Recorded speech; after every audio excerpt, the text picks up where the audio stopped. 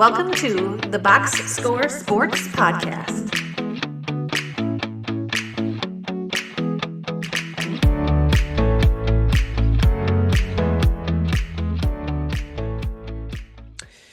Okay, Southeast Division. The Magic were 41 and 41 last year. They extended Wagner and Paolo.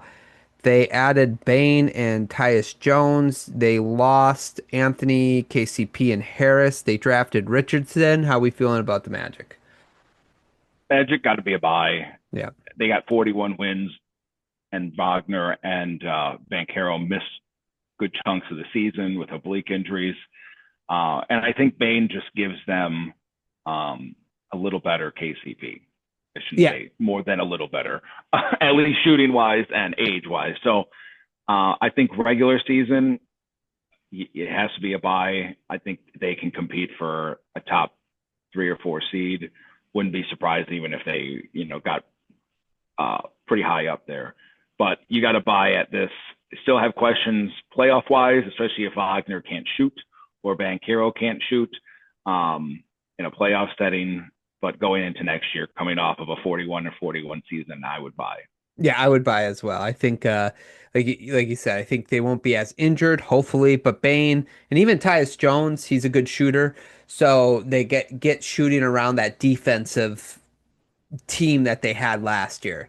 So both Tyus Jones and Bain shot better than the two shooters that you lost in Cole Anthony and KCP. So I do overall love what the Magic did this offseason as far as fixing what their team needed. So yeah, I'm with you. I'm buying or stock up on them.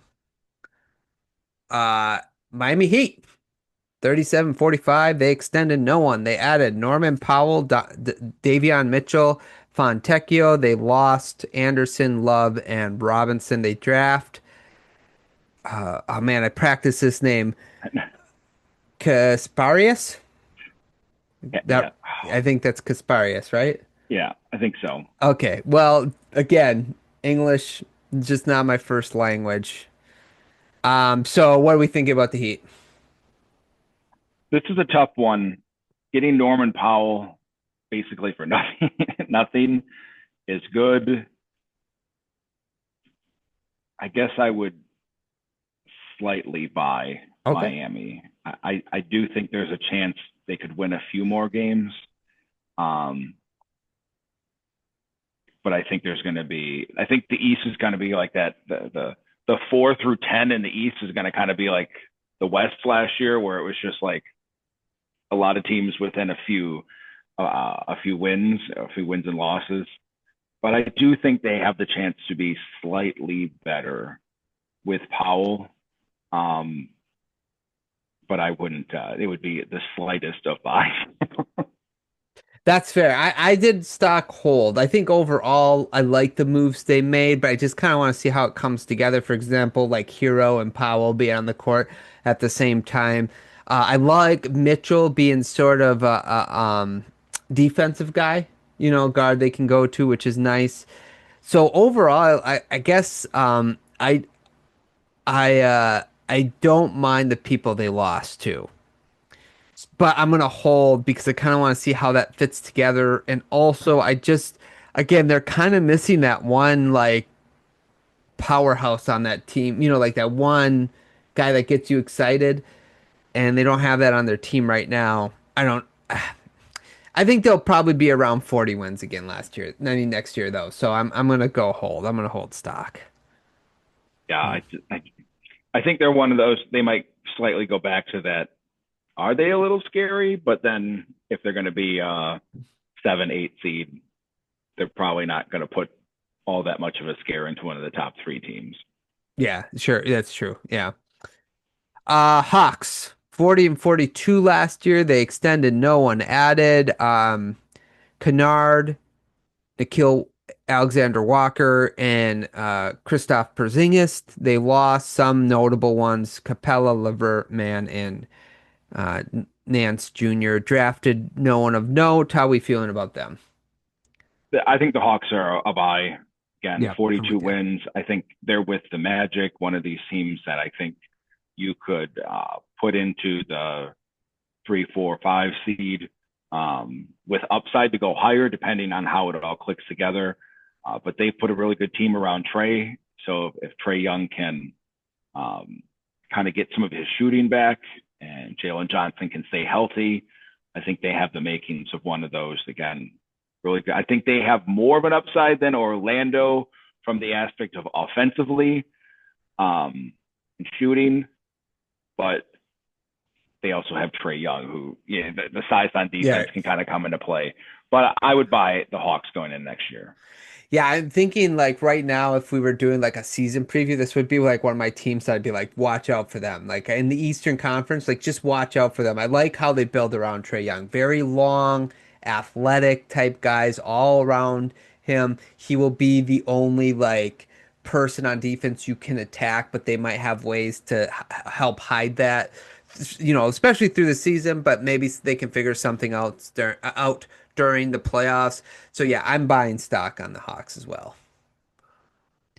Hornets 19 and 63 last year. Trey Mann, they extended. They add Pat Connaughton, Sexton, Plumlee, Dinwiddie, lost Williams and Nurkic, the people of note. They drafted McKinley and the MVP Knipple of the Summer League. How are we feeling about the Hornets? Uh, I would Think, buy yeah. a lot on the Hornets. Oh, really? A Not lot. not like Okay. a lot like, oh my gosh, this is going to be the 4 seed. But I just meant I think they're going to do considerably better than 19 wins. Um, and what was the 10 seed was the Bulls at 39. So I could see the Hornets doing a 10 to 15 game improvement next year. Again, some health comes into this Lonzo Ball. You never know, but if they're going to actually keep Sexton for the year, if Lonzo Ball goes out, all right, well now we have a couple legit guys behind him. So I think the Hornets are a buy just in this is like a 2 cent stock, and hey, next year it might be worth 15 cents, whatever. Like we're doing great. It's still at the bottom, but it's off the bottom. So I really like what the Hornets are doing, whether it's just acquiring these guys to then ship them off for assets. But they have a fairly competent team that they've put together finally. Yeah, this is another team that you would say misfit toys. I don't know, misfit, but they're just too talented not to win more than 19 games. I'm with you. I'm buying some stock. Like you said, it's probably very cheap. Well, it is very cheap because they only won 19 games last year. But I think they'll get up there, to 30 games at least. They have the talent to do so. I think Brandon Miller, if he can stay healthy and even if ball goes down, he's a good player that might take a leap next year. But yeah, I'm with you. I'm a little worried about their size, but we can talk about that when we do our season preview stuff. So. Okay, last team, Wizards. Washington Wizards, 18 and 64 last year. They extended Bailey. They added Whitmore and McCollum of note. They lost Marcus Smart, Poole, Bay, and Olynyk, and they drafted Trey Johnson and Will Riley. How are we feeling about the Wizards? This would still be, I guess you would call it a sell. I would call it a stay away. Just wait another year before trying maybe throwing a little money in here. But if you had any, I guess at this rate, I would just hold. I don't think they're going to be much better next year. But it seems like they at least have a plan they're putting in process with picks. Plus, they have a top 8 protected pick that they lose, so they're going to be in the bottom 8. So I guess I would call it a hold, but for me, it would just be like, hey, just wait till next year and see what happens. See, I almost gave them a stock up because they traded away Jordan Poole somehow. I was like, that's a win. But you're right. It's a hold. That's the right answer. I don't think they're going to be trying to win next year. I think next year is going to be another development year. And like you said, with that pick, hopefully they get another top 8 pick, and then they might start trying again. You know what I'm saying? But I think next year is going to be a largely development year. They got McCollum, um, Middleton, and I thought they have one other. Um, They That had trade. Smart, but they just let him go. So. Okay, that might be who I was thinking of. So I actually kind of expect maybe those guys being gone by the end of the year, trade deadline. But in the meantime, I love the shot for Cam Whitmore. I love that they went and tried getting Cam Whitmore and giving. Hopefully he can spread his wings, not being in Houston behind all those players. So yeah, I really like what they're doing, but I don't think they want to win next year either. So stock hold. Yeah. Yeah. And I just think, even though we view the East as down a little bit, I do think, you lose the Celtics and Pacers as top 4 teams, but you probably just copy and paste Orlando and Atlanta into those 2 spots in that area. So I think, again, they're going to struggle to implement what they are. And if Cam Whitmore shows something, then maybe next year with hopefully a top 4 pick for them, now you have a buying opportunity. Yeah, agreed. Okay, man, anything else? Thanks so much for watching this clip of the Box Score Sports Podcast. I hope you guys enjoyed. If you haven't yet, please subscribe to our channel. Follow us on Instagram and Twitter or X. And we'll talk to you guys real soon. See ya.